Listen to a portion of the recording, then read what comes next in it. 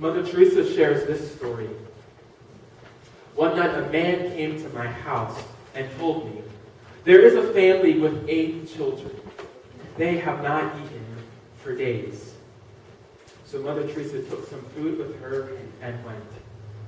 When she got to that family, she says, "I saw the faces of those little children disfigured by hunger. There was no sorrow or sadness in their faces, just the deep pain of hunger. I gave rice to the mother. She divided the rice in 2 and went out, carrying half the rice. When she came back, Mother Teresa asked this woman, 'Where did you go?' She gave me the simple answer, 'To my neighbors. They are hungry also.'" Mother Teresa says, "I was not surprised that she gave because poor people are really generous. I was surprised that she knew that they were hungry." I think we witnessed not one, but 2 incredible pictures of extravagant generosity in this story from Mother Teresa. Not only do we see Mother Teresa gathering up enough food for rice for these 8 children, but what do we see the mother do? She divides that rice and takes it to her neighbor who is also hungry. I think this is a beautiful picture of generosity. Last week, I navigated maybe the uncomfortability of talking about money. The main premise for me last week was very simple, right? That God owns it all. That God gave us the ability to work in the first place. So our attitude and our thinking revolves around praise. Praising God for everything. And as we learn to pray and praise, we become better managers or stewards of God's money. Well, as I knew I would, is I thought that we had to take it just maybe one step more and talk about some other words that are maybe uncomfortable for a pastor to name in a sermon. Words such as tithe, or giving, or church offering. As I did last week, I want to navigate this difficult subject this morning. And as much as I'm aware, words like giving, tithing, church offerings is a difficult topic, and yet a theme that maybe is rooted in Scripture. I'm aware, as I think one of the biggest critiques of people inside of the church and people outside of the church is that all pastors do is talk about what? Money. All they do is talk about money. And I counted up how many sermons I've preached thus far, and today is my 63rd sermon at this church. Can you believe it's that many? But it's taken me 62 sermons to talk about money. I too am quite skeptical, and that word is intentional, skeptical, when I hear sermons about money, especially sermons about giving. They sometimes give me the bad feelings, right? If I was in the pew, I might just walk away because sometimes I just don't hear good ones. I'm not saying today's going to be a good one, but I just think that I've just heard some really bad sermons about money and about giving. But I think it's an important topic for any Christian leader to talk about. So I want to throw in my sermon to see if it works or not today. But here's my disclaimer, because I like to give you disclaimers. I am not talking about tithe. I am not talking about money or giving to the church because the church is in need of money. That's not my starting point. So if you think that, that's not where I'm starting today. But rather, I think it's important to talk about because God that we love, the God that we love, has something to say about money. And maybe it's necessary for us just to have a fresh thinking about giving and money. So here's my premise, or here is my theme or focus for today's sermon.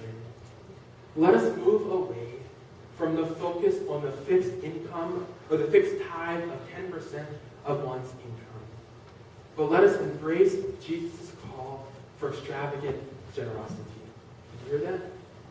Let us move away from the focus on the fixed tithe of 10% of one's income and embrace Jesus' call for extravagant generosity. If you think I'm crazy already, good. That means I think you'll pay attention a little closer to the words that I have to say. So the sermon can really be split into half. So we're going to start with just the first part of that sentence, focusing away from the fixed tithe of 10% of one's income. I think to even understand any of that, We have to dig into Scripture to see what does that even come from. And we know that Scripture is filled with examples and stories and illustrations that focus on possessions or wealth or giving or gifts or generosity or offerings. Giving to those, and actually giving is very central to the Jewish and Christian customs. Because why is it so? Because people understand that God is a generous, extravagant giver to us. The giver of good, the giver of every good gift, the source of love and life. I think it's a part of our story of Christianity, giving, because we recognize that God first is a giving God to us. So the Old Testament has a couple of scripture passages, a lot of them actually, talking about the tenth, or the tithe, I mean. And tithe really means the tenth, right? A tenth of one's wealth or possessions. It talks about that, but it also talks about the first fruits. The first fruits of our produce, of our livestock, of our harvest, our income to give to purposes of God. And we can read a couple of these. One of them is in Genesis 14:20, where Abram gave a tenth of everything he had to God. And we can see all throughout Leviticus and Deuteronomy that the practice of tithing or giving of first fruits is quite evident. It's a continual theme that's part of the covenant. In Proverbs, we even read these words: honor the Lord with your substance and with the first fruits of your produce. And you heard me read the words from Nehemiah this morning. Those were some interesting words, right? And I was getting tongue-tied with a tenth of this and a tenth of that. But we see in this Nehemiah, the covenant that Nehemiah's community was making to God. The covenant that they established. The covenant that they made was that every beginning parts of their produces, from their soils to the trees, will be shared with the Lord's house. They will give their oldest and their first cattle to the Lord. They will give things like dough, or the fruit of every tree, or wine. I think some pastors would like that, right? Wine or oil. They were to bring all of their first tenth, or the tenth part of their work, to the Levites. And who were the Levites? They were the religious leaders of the time. This type of giving, this covenant that they made, was so essential to the Jewish people. And we find it here in the words of Nehemiah. So we can read all throughout Scripture, all throughout the Old Testament, that they were told to give the first tenth. And I even love the words of Malachi. And it was like they were testing God. Where Malachi was saying, do you even trust me, God, that I will give you the 10%? It was like this test. If I give you 10%, will you provide everything for me? They were in this testing relationship. But God's covenant that he had in the Old Testament was to give 10% of the first fruits of their labor, of their work. Now, maybe you've heard a sermon about that before, right? 10%. That comes from the Old Testament. That makes sense, right? And I could stop my sermon right there and just say, give 10%. 10% of your first fruits, right? But I think I'm missing a whole heck of a lot if that's all I say this morning. Just give 10%. I could stop there and just say that. But there's a couple of things that I think we would miss if I would stop there. One, we would miss out on the beauty and the heart of giving if all I say is, give 10%, right? It doesn't even sound that exciting, right? Or it can make it feel like a checklist, right? I need to write out my first 10, right? Check mark, right? When I get my payday, right? Oh, first check, oh, check mark, right? It becomes almost like legalistic, or like it's a to-do list, right? I just write this check. But I think there are other things that we can ask. There are other questions that get in the way sometimes of a blanket statement like give 10%, like, do we give 10% of our net or our gross? That's a question that we've asked, a question that I ask, right? Or do we ask questions like, well, does all of that 10% have to go to church? Or can it also go to other organizations, right? That's a fair question that I've heard and I wrestle with, right? And I think some of these type of questions, or the answers that I may give, might be divisive, or it might be difficult for some people. I'll tell you, Hannah and I have had lots of difficult conversations already. We're not even married, and we already have difficult conversations about how do we give, and how do we give with that 10%, and what does that look like? And she criticizes me, and then I criticize her, and then it's just this battle because we're fighting over what? Money. And we're fighting over this statement called 10%. And I think we're already missing it, is if we're fighting over the 10% language. I think when we focus and fight about this, we are missing the heart of Jesus when we fight over a number and where it goes. That's what I think, church. I think one of those beautiful stories in the New Testament is a story I read, and a story I shared with the children this morning. So right before the story, Jesus is really criticizing the religious leaders, the religious experts in the temple. He was in the temple, he was preaching, and he basically said, watch out for the religious leaders. Watch out for them. Watch out because they become quite proud with their giving. Watch out because they want to wear long robes and they want to be greeted with honor. And watch out for the religious leaders, okay? So then Jesus sits next to the offering basket, or the money that goes to the treasury. Imagine, okay, if Jesus was sitting here when I brought this up this morning, right? I mean, that's kind of what it was like. Jesus was sitting there at the collection table, and Jesus saw some pretty impressive people. Some people, like I said, like the Bill Gates of the society, right? The people who have mega dollars, right? And Jesus saw them just throwing in money, right? And I bet they were quite proud, right? Look what I can do, just throwing in this money. But then Jesus doesn't seem to be too impressed with that, was he? No. Who was he impressed with? He was impressed with a little woman, a poor widow woman, who had 2 copper coins in her pocket. And when she probably threw her money in, it made a little ding compared to the loud dinging of the wealth before. 2 simple clinks. And then Jesus says these powerful words. I assure you that this poor widow has put in more than everyone who's been putting money in the treasury. All of them are giving out of their spare change. But she, from her hopeless poverty, has given everything she had, even what she needed to live on. I don't think Jesus was too impressed with the people who could give proudly. But Jesus was amazed at this woman who could give her 2 last coins, give up everything she owns. He commends this woman. And I really think what it does is it upsets expectations of what Jesus would point out. We would think Jesus would be fascinated with these large amounts. But he wasn't. He was fascinated, and he gave attention to someone who could give extraordinarily generous. That's what he celebrated. So, remind us of my premise for today. Let us move away from the focus on the fixed tithe of 10% of one's income and embrace Jesus' call for extravagant generosity. Well, what is extravagant generosity? Well, I think it describes sharing and giving that exceeds all expectations and extends to unexpected measures. It describes lavish sharing, sacrifice, and giving in service to God and to neighbor. I think people who give generously view giving as a gift from God and are driven to be generous and desire to participate with God and to make a positive difference in the world. I think God calls us to give generously to the work that God is already doing. This is why I think I don't like the 10% language.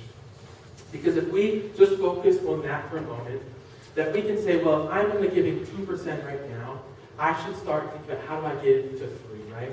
I would say if I'm at 3, how do I get to 10? So next year I'm going to start at 4, and then I'm going to get to 5, and then we have this progression. Right? I've heard sermons where let's just take one step at a time. But then what I dislike about the sermons, and this is where it gets different, once we get to 10, what do we say?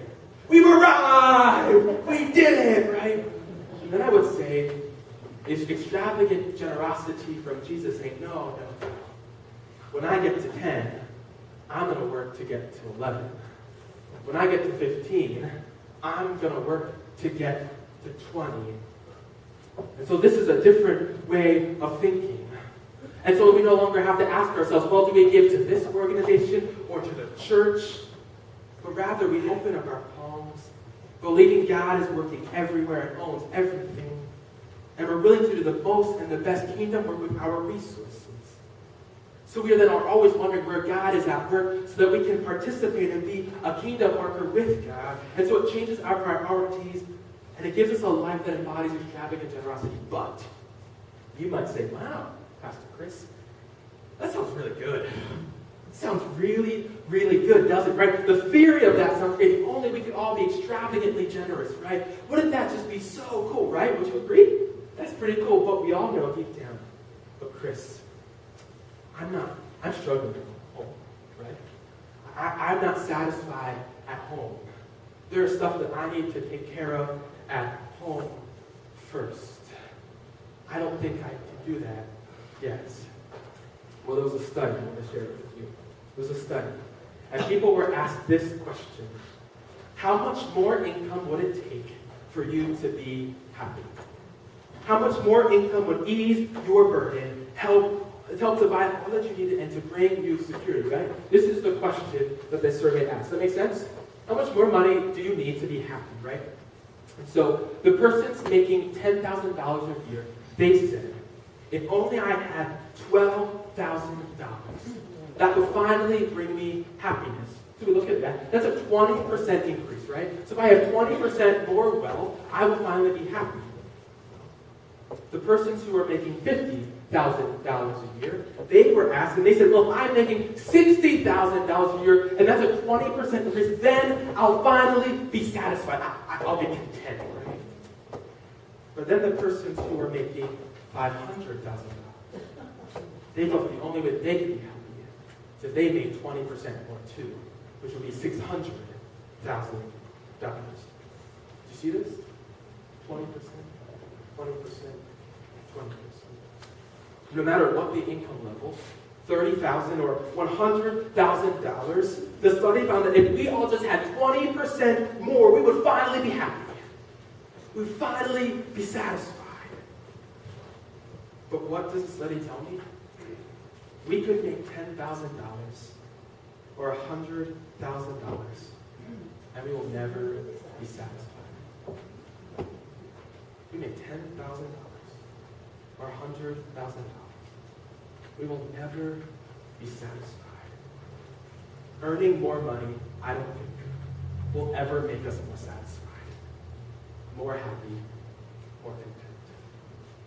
What we bring home will never be enough for us. The check that we look at will never feel satisfying ever. I don't think we have a finance issue. I think we have a spiritual issue. Rather, I think giving more rather than earning more will make us happy and satisfied in our relationship with God. I don't think what we bring home will ever do it for us. Ever. Now, a story that I think goes right along with that, and I would have to say that story comes from yesterday. I saw it on these grounds yesterday. I saw 30 volunteers from our church who found it way more exciting to give to a family from our community than to earn. I saw it yesterday. Earning money doesn't excite us, but giving back, showing people we care, investing in ministry and kingdom work, that's what makes us happy. I saw it on the faces and the smiles of the people who served here yesterday. It was a holy moment. And when someone was leaving at the end of the day, he looked at me and shook my hand and said, "Thank you. Thank you for asking me to help. This is what I needed today." He got way more excited about being here than working at his job. And I know I will see this level of excitement and holiness from the pumpkin rolls this week. When we dig deep and we make pumpkin rolls for mission work this Wednesday. And then when we do the shoe boxes, and when we bless that in a couple of weeks, we will again see the joy and the blessing that that gives us. Because this church knows how to value extravagant generosity. You know how to give generously in an extravagant way. So we see this on a big picture as our church, don't we? But what about our own personal financial side of it? The side that we hide from everyone else.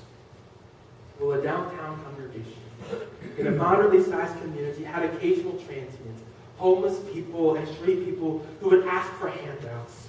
Often the street people would sleep on their steps and be seen around their building sleeping. Well, like what churches do, the staff and the leadership, they developed rules and procedures and guidelines for how to, and this is what I wrote, but how to deal with the problem, if I may be frank with you. We think that. How do we help? Or how do we refer them for others for help? So the church had many conversations about the pros and the cons of giving cash, or giving vouchers, or asking, or how do we address them to other social organizations. And one particular day, they had a long conversation with very few conclusions. So as the pastor was leaving that same afternoon, he noticed the part-time custodian carrying out the garbage to the large trash bin in the alley. There was a homeless person sprawled out beside the can, looking barely alive. As the custodian approached the trash bin, he set the garbage bag down he was carrying, pulled out his wallet, and removed a few dollar bills. Without having been asked, he walked over to the homeless man, gave him the few dollars, said something, then continued his work and returned to the church. The pastor was amazed, humbled by this extravagant and ordinary display of generosity. The part-time janitor who earned less than anyone else on staff gave generously without even being asked, while the staff and the leadership has spent hours trying to figure out policies and procedures. Well, the pastor asked the custodian why he gave the money without having been asked, or also pressed him about what would the homeless person do with the money, what if it was meant for drugs or alcohol. Well, the janitor said these words, I always do that when I can. I give them a little money and say, God bless you, because I figure that even though they may be a pretty messed up, they are some mother's son, some father's child, and so I give them something. What they do with the money, well, they have to answer that to God. I just have to answer to God about what I do with mine. What if we imagined that every dollar bill that we own has a mission? Each dollar we earn at work or we save, what if it had a mission? A mission to change someone's life, impact someone's joy, and bless a family. What if when we died, when the pastor at our funeral writes a eulogy about our life, what if he included about what we did with our money, how we spent it, how we invested it? Would you want the pastor to name at your funeral that you were an extravagantly generous person and impacted and worked on the kingdom that's happening right in your church and around the world? I thought of this woman named Lynn this morning that I didn't include in my sermon. Lynn Bloom was this woman from my home church she was a spunky old woman, right? I mean, and she rolled the church, right? Yet she was quite wealthy, and people knew that. But what she was known at that church was being extremely generous with her money. And so a couple of years ago, she started a scholarship fund for persons in our church who couldn't go to college or needed some assistance with college. And so my very first year in college, I was a recipient of this scholarship. But this woman named Lynn, she really invested in me from a young age and would just care for me and just really wanted to make sure that I always got the things that I needed as a young kid. Well, unfortunately, as life happened, she passed away a couple of months ago. And I went to her funeral, and as I listened to the pastor who gave this beautiful eulogy, what did she impact? There were so many people in that room who said, Lynn Bloom gave me $50 when I needed it the most. Lynn Bloom gave me $100 when I felt I couldn't pay the bills anymore. And it was so impactful. The scholarship fund that she had no longer was just the scholarship fund of the church, but she left money so that this could now be called, and the pastor's the one who did this, the Lynn Bloom Memorial Scholarship Fund. So for years and years and years, 10, 15, 20 years down the road, when people can't even remember who Lynn Bloom was, her legacy will be felt because she believed in the work of the gospel and believed it happening in her local church. What would we want the pastor to say about us when we get to that point in our life? I'm not going to ask you today, maybe ever, how much you give. That's not where I'm coming from today. I'm not even going to ask you ever to pledge an amount for our offering budget. Nothing like this at this point. But rather, I want us to think about these words right now.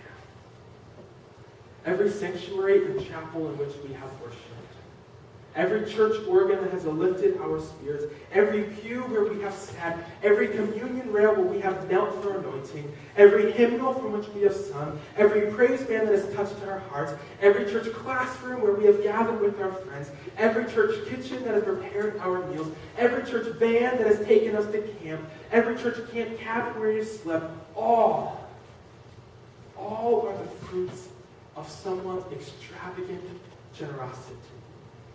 We have been the recipients of grace upon grace.